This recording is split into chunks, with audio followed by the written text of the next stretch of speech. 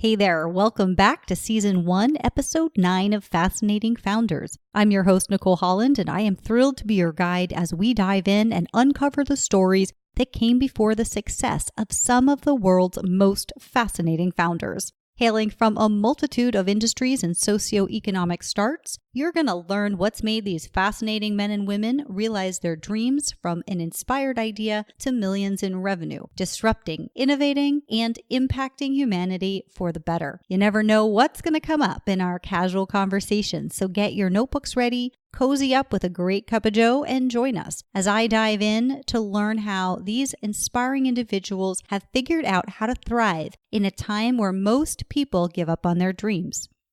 I'm changing things up today before introducing my guest because I want to let you in on something that's very personal and has been a bit challenging to record, but I feel like it's important to record. One, because I am so grateful for what this guest today did for me, how he helped me personally in my life. Also, I think it's important that we do talk about things that sometimes aren't so comfortable, because through being transparent and sharing, that is what gives other people permission to be transparent and share as well. And I ask a lot of my guests on this show, and they share a lot on this show. Sometimes it's very vulnerable. So in that spirit, I want to let you know that Fascinating Founders was meant to be produced and distributed months before it actually finally has been. One of the reasons for that is that I personally had a bit of concern health-wise in the autumn of 2019. I received a report, a lab result from an ultrasound that indicated some concerns, some cysts in my ovaries and some issues with my uterus. It was pretty scary. And I wasn't really sure what was going to happen for a number of months. So after I recorded this interview that you're about to hear with Will Kleidon, founder of Ojai Energetics, we were talking about some of the research that his company has done. And I got curious about more about CBD. I've heard a lot about CBD over the past year.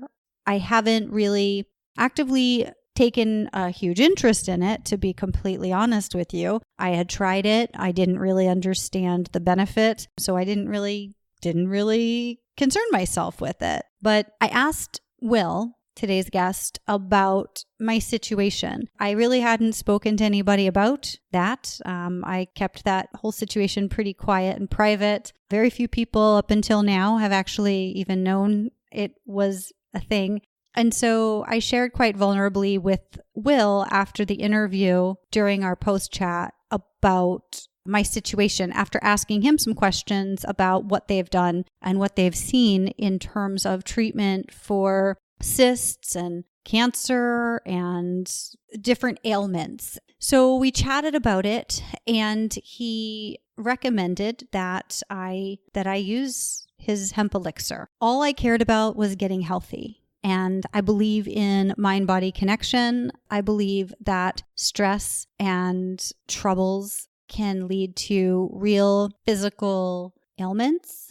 I figured that I had nothing to lose. My focus was on being healthy, being well, and that's all I cared about. I was set to return for a follow-up ultrasound, and between the time I spoke with Will and returned for the follow-up ultrasound, I used Ojai Energetics hemp elixir therapeutically. And while I can't speak for anything other than my personal experience, right now I'm looking at my follow-up ultrasound report, and it shows that everything in my body is completely normal and there's no signs of the cysts. It's like nothing ever happened on paper. And so I just feel really compelled to share that, because this interview literally changed my life. And so with that, I am honored to introduce you to today's guest, Mr. Will Kleidon. Hey, Will, welcome to the show. Let's kick things off with you giving our listeners just a quick overview about what you and your company do and the market that you serve. Awesome. Thank you so much for having me. So I founded Ojai Energetics back in 2014, and what we are is a cannabis technology company.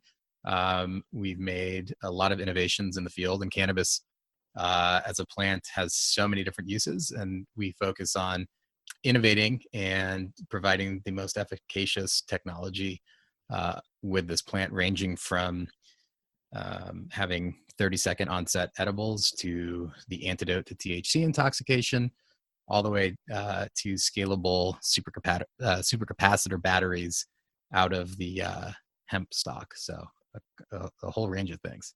Amazing.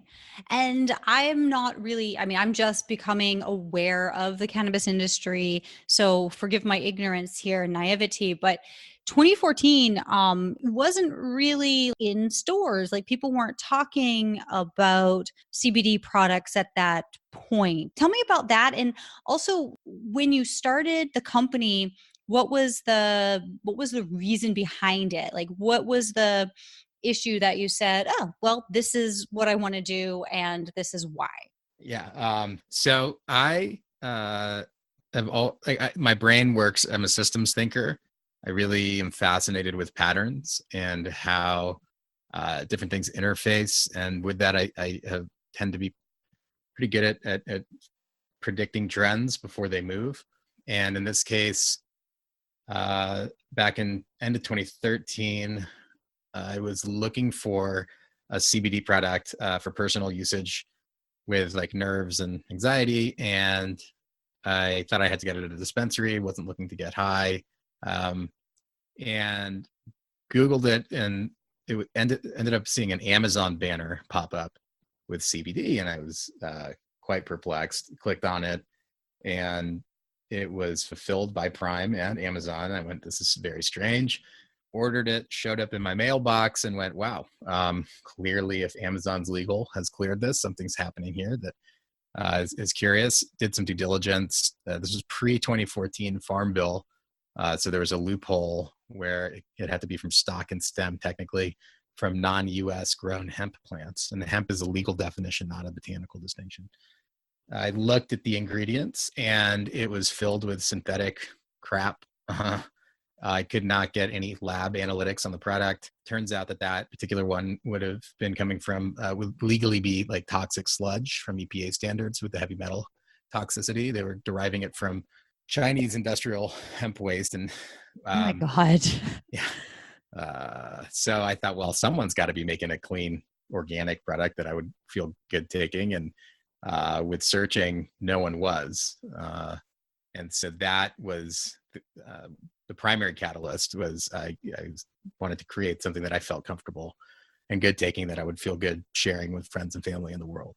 And I'd been studying the plant before that through permaculture, which is a systems design science for regenerative agriculture. And I've always known it was a super awesome like powerhouse of a plant. And little did I know I was just scratching the surface of the rabbit hole.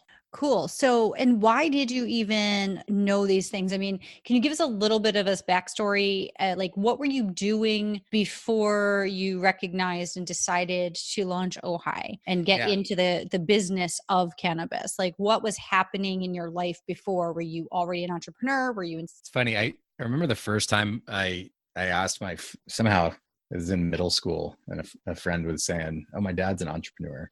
And then I didn't even, like, it must have been in there somewhere, but I went, oh yeah, I'm one. And didn't really know what it meant back then, but there's some resonance. I studied sustainable community agriculture, or sustainable community development. That's my major. Minored in holistic health at a leading environmental studies liberal arts school, Prescott College. And one thing that really drew me to it was you can go out into the field and actually develop your own curriculums and work with the experts in those fields. So it's more like a master's program, but with undergrad. And one of my mentors was a leading researcher in essential oils and terpene science. And so part of my curriculum was working with her, and I developed, as part of a class, an essential oil company with her. Then I went and studied permaculture design as part of the curriculum in Australia. And permaculture is essentially, it's a systems design science where you're looking at the patterns of nature and you're designing in harmony with them to generate maximum output for minimum input. So it's a high upfront cost of design and mental energy. But then once you get the systems rolling, you get really solid resilience and abundance. And so I took that design science and applied that to building Ojai. It's applicable cross field. It's not limited just to regenerative agriculture. So I'd already had this essential oils business. Then I discovered the CBD opportunity and merged them. I had an early mentor, but they said, "Well, why are you bringing the essential oils? It seems like that's cluttered and distracted." And I knew that they needed to stay, and so I kept them as part of it transferred rights to these blends into the company. And lo and behold, it turns out that these compounds inside of these essential oils called terpenes are actually incredibly important for the endocannabinoid system and cannabinoids, and actually serve as like bioredders where we can customize mood with our tech, with our water solubility technology, and also do really targeted payload deliveries of the cannabinoids to particular cell sites. So I'm glad I did that.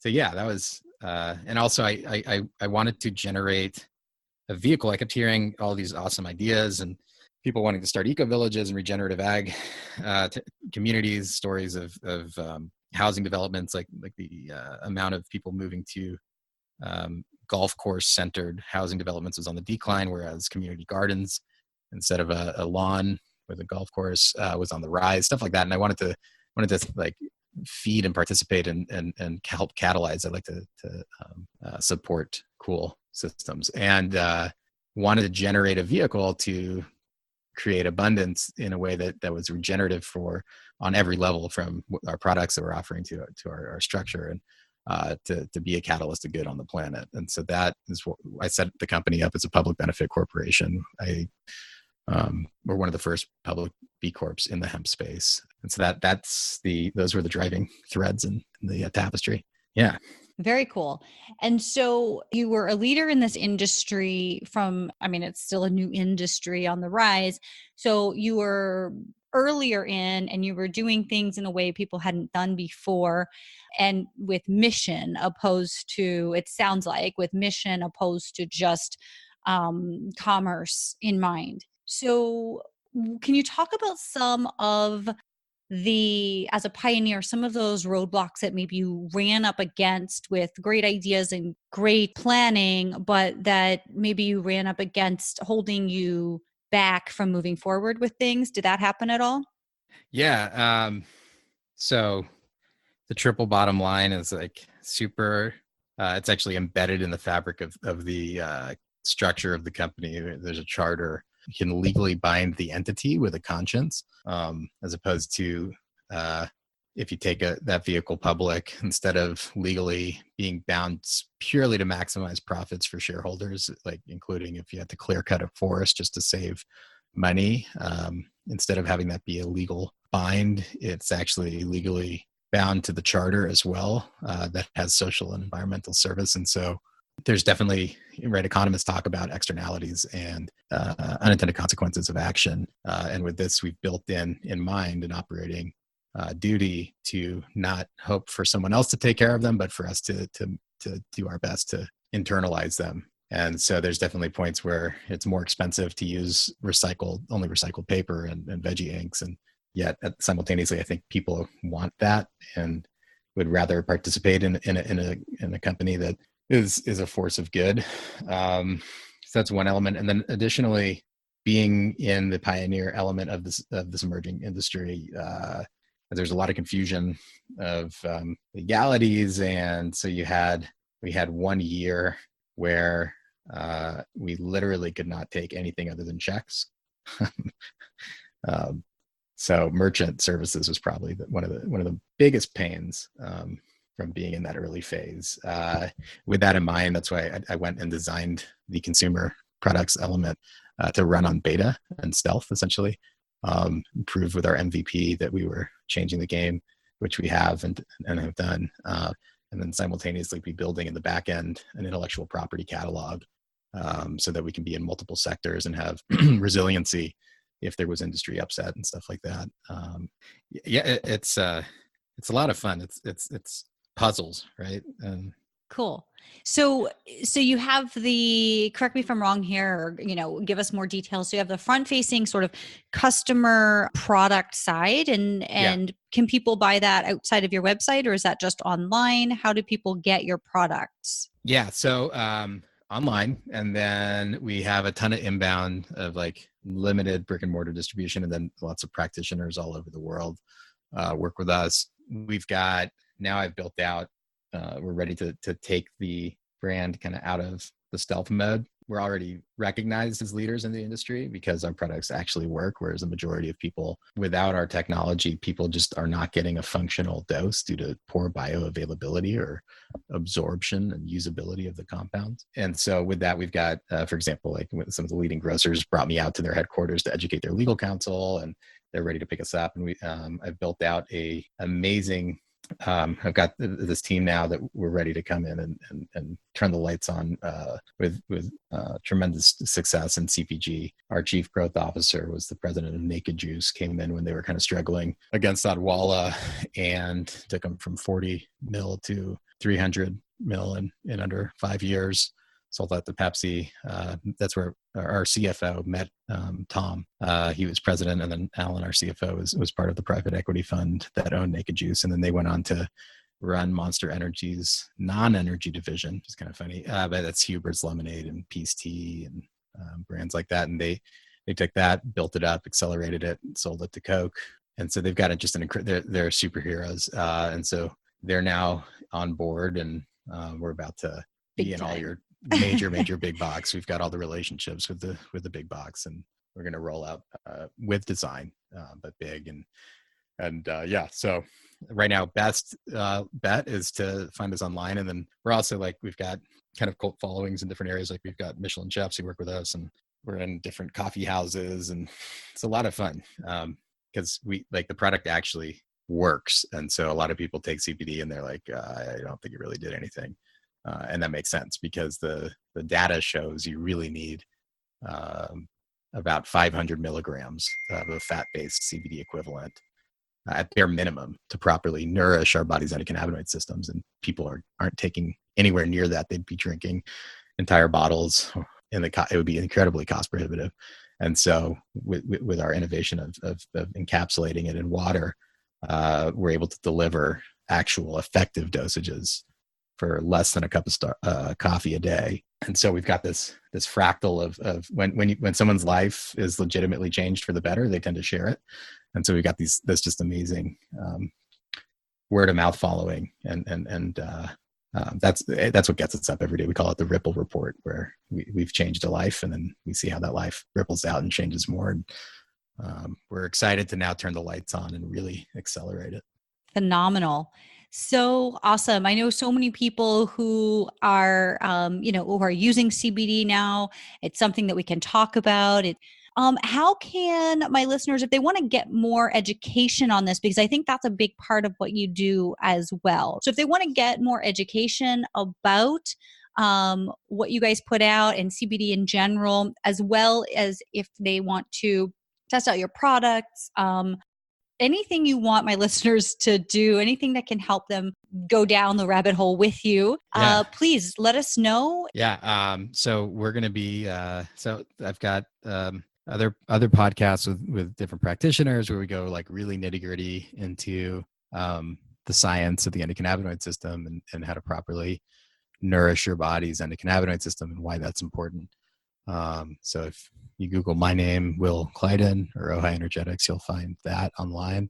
Also, our website is great. And then we're going to be cranking out more and more content and like deep dives shortly on our own platform. So that will be exciting. And then in terms of like just arming yourselves with proper information, that you're being bombarded with a lot of people who are just trying to make a quick buck. And so one way to like discern is make like at the bare minimum, the company should be providing third-party analytic results beyond just for the cannabinoid content. You should look for the VOCs, the pesticides, the herbicides, the heavy metals, the microbes, and the cannabinoids and terpenes. We pioneered that. We were the first company to do third-party batch posted to our website for all of those, that you could link to your product and see what you're putting in your body every single time. It's really important. That's probably the best pro tip in initial navigation. And then it gets down to like, are you getting a bioactive dose, and want to make sure that it's soluble. And if it is soluble, what they're actually using to make it soluble. We figured it out back in 2014, how to do it without any synthetics, and have the IP on that. There are a lot of people who our IP granted is broader than just the clean way to do it. And so I consider us stewards of the plant. And so we will be cleaning up people using like nano petroleum, which I think is disgraceful. It's really not good for the body. So you want to make sure that there's nothing like nasty synthetics in there. And sometimes people hide it as like vitamin E. It's not technically legal to do that. But if you see terms like TPGS, that's vitamin E that's connected to a synthetic compound derived from petroleum, and it's made up of multiple antifreeze molecules. And if you dig into the data, the leading researchers in that field looking at the toxicology of that never recommend it for regular use. So that's another layer. We're about to be everything we only support certified organic practices and farms, and so we're about to. There's a period where the USDA wasn't certifying the hemp extract. It would the flowers, but not the extract, even though we were doing it in certified organic compliance. But that's about to change. So that's another good navigation tool, is just like make sure it's certified organic. And there may be a little bit of a lag, but you can always request that from the manufacturers to see the documents that the farms are certified organic. Great. Well, Will Kleidon of Ojai Energetics, thank you so much. It sounds like there's a whole lot of nonsense going on out there that most people aren't aware of. So thank you for sharing about your journey. Thank you for doing what you do. And again, folks can go check out your website to learn more and search for your name to find more podcasts that you've been a guest on, where you guys have gotten more into some health benefits and more information about the oil. Thank you so much. Thank you. This is awesome. Thanks again to Will Kleidon for being my guest today on the show and sharing his founder's journey with us. And more than that, for sharing his gifts with me, for sharing Ojai Energetics with the world, for doing what he's doing and improving lives. I have no words to express my gratitude, but we will have links for you to connect directly with him, resources discussed, and the full transcript of this episode and more at fascinatingfounders.com. Remember that successful people surround themselves with successful people. Until next time, this is Nicole Holland signing off.